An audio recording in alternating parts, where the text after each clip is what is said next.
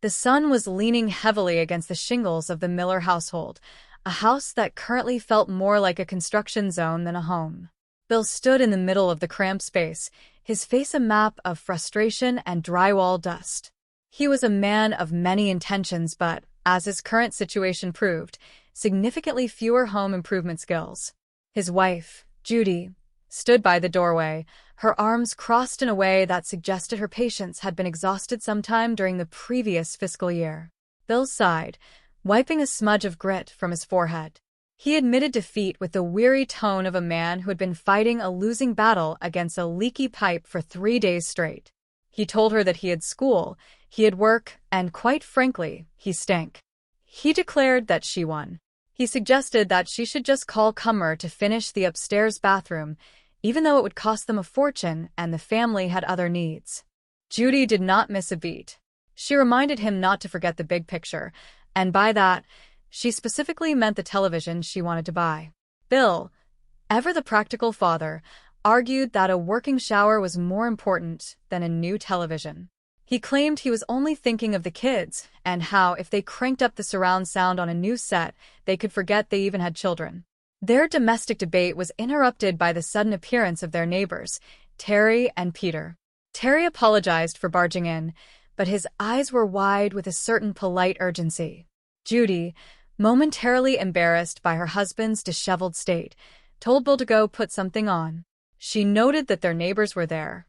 Bill, ever the unfiltered host, remarked that the neighbors did not want any of what he was showing, especially since they were gay. Terry and Peter agreed in unison, confirming that was precisely why they did not want to see it. The neighbors had a simple request. They were getting cable installed that day, and asked if the Millers would please let the technician in since they would not be home. Judy agreed without hesitation, but Bill could not help but stir the pot. He asked if they were getting cable just so they could watch the L Word, helpfully explaining that L stood for lesbian. Peter calmly corrected him, stating they were actually getting it for the news.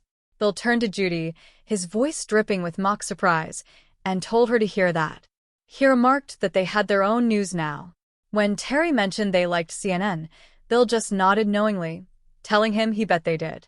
Later that day, the air in the house was thick with the scent of French perfume and suspicion. Terry and Peter returned to collect their key, but the atmosphere had shifted. Terry asked if, while they were at the house, Bill and Judy had happened to use their shower. Bill tried to play it cool, asking what would make him think that. Terry pointed out several little clues, such as wet towels on the bathroom floor, razor stubble in the sink, and most damningly, Bill's pants with his wallet still in them. Bill dismissed this as being pretty circumstantial, but Judy was appalled by her husband's audacity. Peter, sniffing the air, asked if that was his French perfume he smelled. Bill, unapologetic, lamented that he did not have nice things of his own. In their defense, Bill argued they had done a big favor by waiting for the cable guy, who apparently came by while nobody answered. Bill offered to tell him to try again tomorrow. Terry simply took his key and left, leaving the Millers to their unfinished bathroom and their 3-week wait. Bill promised that as soon as he was done, the neighbors were invited over to shower and perhaps watch a little CNN. The family dynamic shifted when their son, Chris, walked through the door. Bill asked where he had been, and Chris explained he had driven Lauren and her friends to the mall. Judy reminded him he was late for his cello lesson and that the teacher was waiting. Chris, ever the teenager, claimed he only did the cello for the workout before heading out. Lauren, the girl next door and the object of Chris's complicated affection, reminded him he was joining her and her friends at Six Flags that night. Bill was not thrilled. He did not think roller coasters were safe, though Judy dismissed this, noting she rode them during all her pregnancies. Bill's real concern was their son acting as a chauffeur for Lauren. He questioned if they were dating or if Lauren was just using him. Judy defended her parenting, but Bill pointed out that Lauren had Chris take her and her friends out 4 nights that week. This sparked a realization in Judy about Lauren's lack of a curfew and the state of Chris's heart. She promised to look into where Lauren stood with Chris because they did not want to see him taken advantage of. At the mall, the reality of the situation was much less romantic.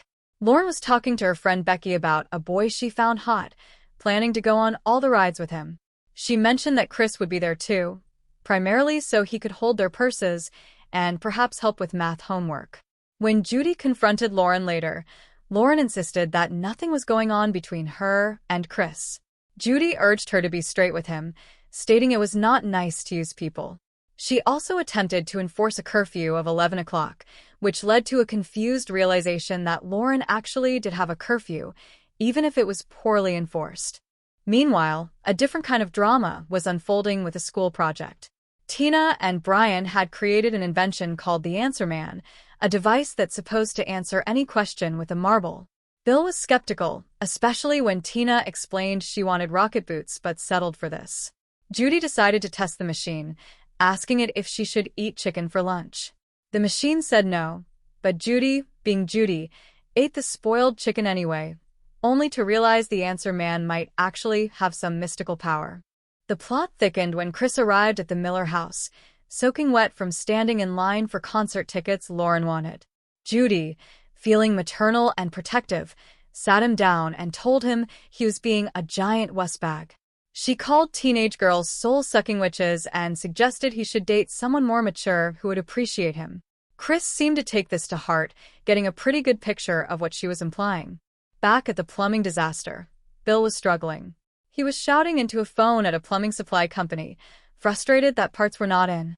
Judy, reaching her limit, gave him a 48-hour deadline to finish the bathroom or she would hire a professional. Bill begged for more time, but Judy was firm. Chris appeared again, helping Judy with groceries, showing off his cello arms. He started calling Judy by her first name, suggesting they were all adults now.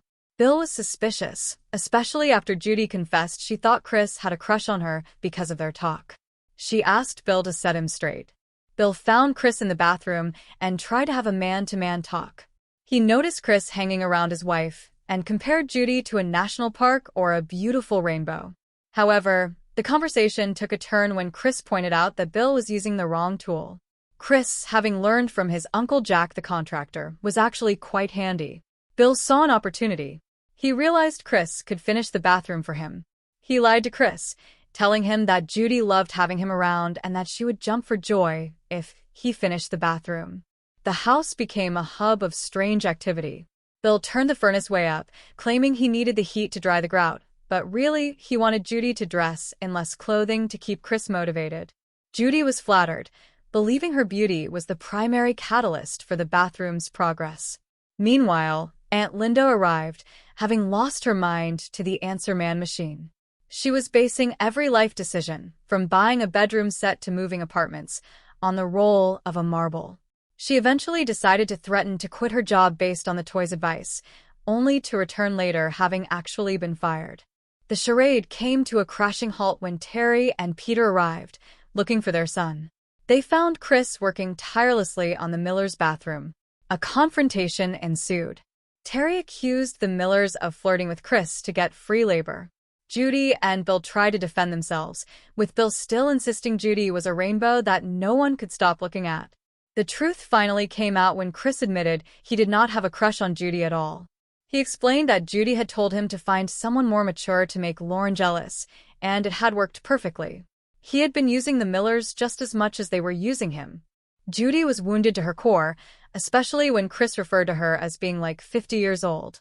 She loudly corrected him, stating she was 40, which she claimed was the new 30, and effectively the new 28. Chris left to find Lauren, leaving the Millers with an almost finished bathroom and a lot of pride to swallow.